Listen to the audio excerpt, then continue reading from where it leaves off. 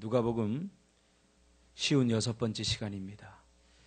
답을 얻는 영성, 답을 얻는 영성이라는 제목으로 하나님 말씀 증거하겠습니다. 오늘 본문은 세례 요한의 질문으로 시작이 됩니다. 지금 세례 요한이 있는 곳은 감옥 안입니다. 세례 요한이 헤롯 때 그 일을 책망을 하게 되죠. 이게 선지자가 해야 할 일입니다. 하나님의 말씀을 증거하고 또 잘못된 일에 대해서 책망하는 그러한 일, 선지자가 할 일이죠. 그래서 헤롯을 책망할 때 그 헤롯이 세례 요한을 감옥에 갖다 잡아 넣어버리게 됩니다. 그런데 이 세례 요한의 제자들에 의해서 세례 요한이 예수님에 대한 소식을 듣게 됩니다. 그러자 세례 요한은 그 제자들 중에 둘을 불러서 예수님께 보냅니다. 그래서 오늘 본문의 말씀, 우리가 읽은 말씀처럼 오실 이가 당신입니까? 라고 묻게 합니다. 이 말은 우리가 그토록 기다리던 구원자가 당신입니까? 하나님께서 보내신 메시아가 바로 당신입니까? 하고 단도직입적으로 묻는 거죠. 우리가 신앙생활 하다 보면 이렇게 묻고 싶을 때가 많이 있지 않습니까? 우리의 믿음으로는, 우리의 영성으로는 하나님의 뜻을 잘 분별하지 못하고 또 우리의 욕심이 하나님의 뜻을 막고 있을 때 우리가 어디로 가야 할지 이게 잘 모를 때가 있어요. 그때는 정말 이런 선지자라도 있어서 우리가 가서 한번 묻고 싶어요. 맞다, 아니다 이렇게 확실한 답을 듣고 싶지요. 그래서 세례 요한도 그 두 제자를 보내서 이렇게 묻습니다. 당신이 정말로 메시아 맞습니까? 우리를 구원하러 오신 그분이 맞습니까? 라고 묻지요. 이것은 세례 요한조차도 확신하지 못하는 아주 영적으로 혼란스럽고 또 환경적으로 매우 어려운 처지에 놓여 있음을 우리에게 보여주고 있지요. 때론 신앙생활은 명확하기보다 매우 혼란스러울 때가 많이 있습니다. 지금 세례 요한조차도 정말 저 사람이 메시아인가? 저분이 정말로 구원자인가? 그럴 정도로 지금 혼란스럽죠. 왜냐하면 세례 요한이 지금 감옥에 갇혀 있지요. 그렇죠? 분명히 자기 할 일을 다 하고 있습니다. 기도하고 하나님의 뜻을 구하고 하나님의 그 말씀대로 지금 살아가고 있음에도 불구하고 그렇기 때문에 더 혼란스러울 수 있어요. 그렇기 때문에. 어쩌면 자기가 처해 있는 그 환경, 하나님의 뜻대로 삶에도 불구하고 기도함에도 불구하고 그가 처해 있는 환경은 감옥이었죠. 그래서 더 혼란스러울 수 있어요. 과연 하나님의 뜻이 어디 있는가? 우리도 그럴 때가 있지 않습니까? 예수 믿으면 잘 돼야 되는데, 기도하면 기도한 대로 좀 돼야 되는데 정반대의 일들이 일어나고 또 문제를 만나게 될 때 하나님의 뜻은 과연 어디에 있는가? 이런 문제와 어려운 현실이 우리를 혼란스럽게 할 때가 있지 않습니까? 오늘 이 세례 요한도 마찬가지입니다. 그래서 두 제자를 보내서 당신이 정말로 메시아입니까? 확실한 답을 듣기를 원했던 거죠. 믿기지 않는 환경 속에서 하나님의 뜻을 분별하고 하나님의 뜻대로 순종하기 위해서 중요한 것이 뭡니까? 바로 예민한 영성입니다. 예민한 영성. 우리가 너무나 세상에 취해 있고 자기 욕심에 취해 있으면 우리가 이거 잘 분별하지 못합니다.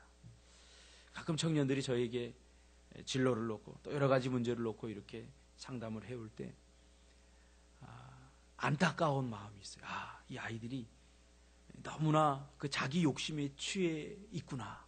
그러다 보니까 하나님의 뜻을 잘 분간 못해. 제 눈에는 분명히 이렇게 보이는데 무엇이 하나님의 뜻이고 어떤 길을 걸어야 될지 분명히 보이는데 자기 욕심이 눈을 이렇게 가리울 때가 있어요. 또 자기 욕심뿐만 아니라 어려운 환경이 또 하나님의 뜻을 듣지 못하도록 할 때가 있어요. 지금 세례 요한도 그 어려운 환경이 그의 영성을 민감하지 못하도록 그렇게 만들었던 것 같습니다.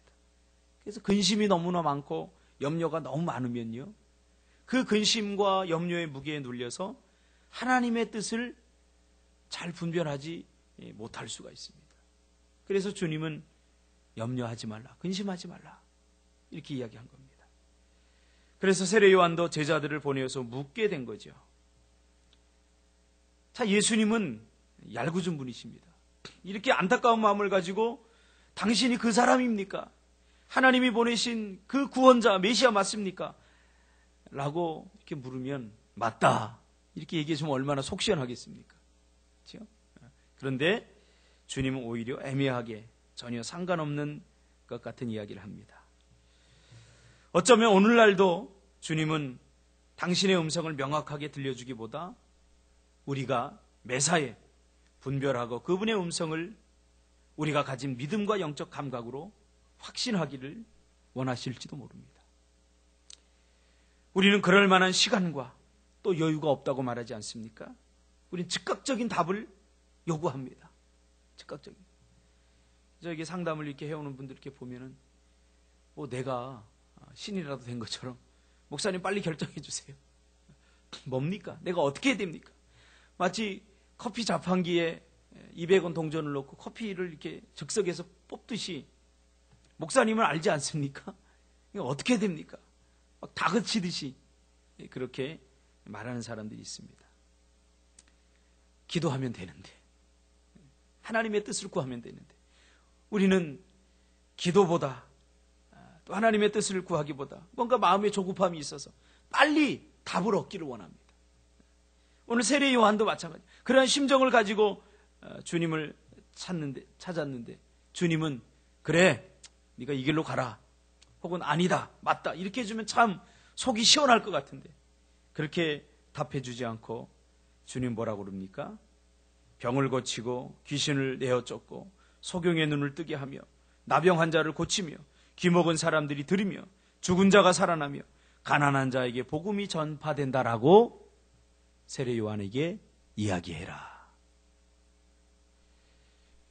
그런데요, 이것보다 더 명확한 답이 없습니다. 그렇죠? 이것은 이사야에 나오는 말씀을 그대로 49장과 35절에 그대로 나온 말씀을 이야기합니다.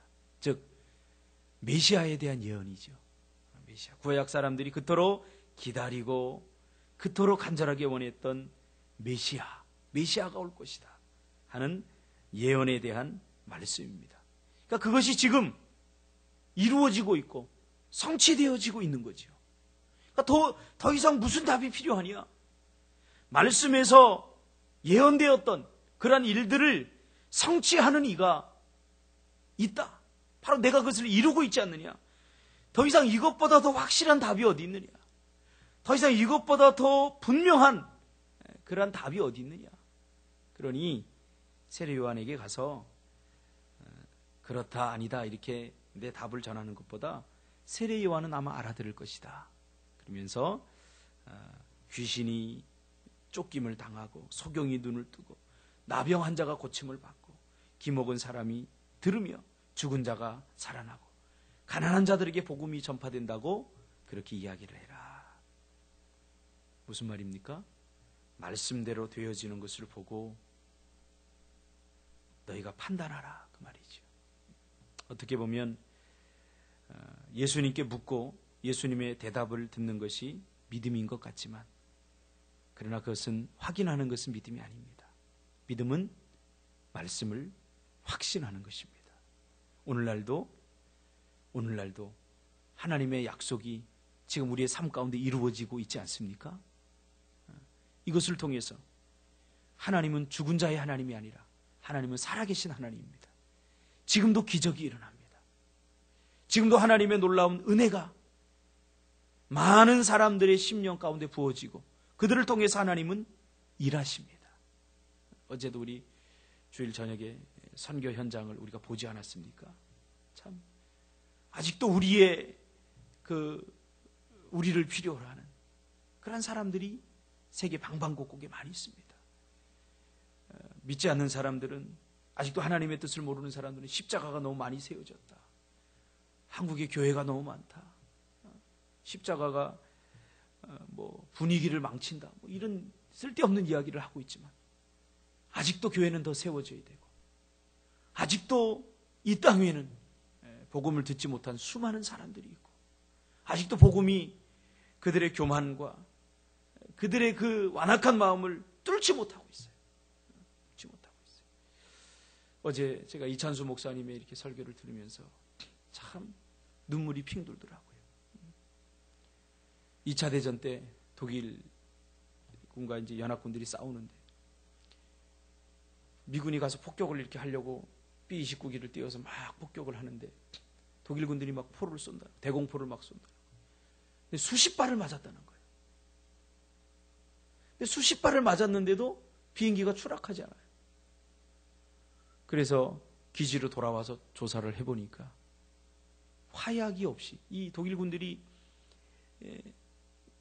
나중에 물자가 부족하니까 화약이 없으니까 그냥 빈 포만 쏜 거예요. 그러니까 화약이 없으니까 뭐 비행기 철판을 뚫겠습니까? 그러니까 맞았는데 비행기가 떨어지지 않는 거예요. 그런 이야기를 하면서 오늘날 우리 성도들이 또 말씀 사역자들이 화약 없는 포를 쏘고 있지는 않은가. 분명히 하나님의 말씀을 들으면 변화되고 하나님의 말씀을 들으면 새로워되고 가슴에 뜨거운 것이 올라와야 되고 뭐가 복음에 대한 열정과 그리고 주의 사역에 대한 어떤 결단들이 있어야 되는데 오늘 많은 그리스도인들은 듣기만 하는데 만족하다는 거죠. 그러니까 이 말씀이 우리를 뚫지 못하고 있다는 거죠. 그 말씀을 듣는데 제가 뭔가에 이렇게 막 전기 충격기에 맞은 듯해 찌릿하더라고요. 찌릿하더라고요. 그냥 잘하고 있다. 잘 된다. 이렇게만 해서 안 되지 않습니까? 여러분, 오늘날도 기적이 일어나고 하나님의 헌신된 사람들을 통해서 하나님은 놀라운 일들을 하십니다. 하나님의 뜻을 묻기 전에 내 욕심을 내려놔야 됩니다. 내 욕망을 내려놔야 됩니다. 내 욕망에 눈이 가리워져 있으면 모든 것이 다 혼란스럽습니다. 그러나 내 욕심을 내려놔 버리면 하나님의 뜻이 분명히 보이지 않습니까?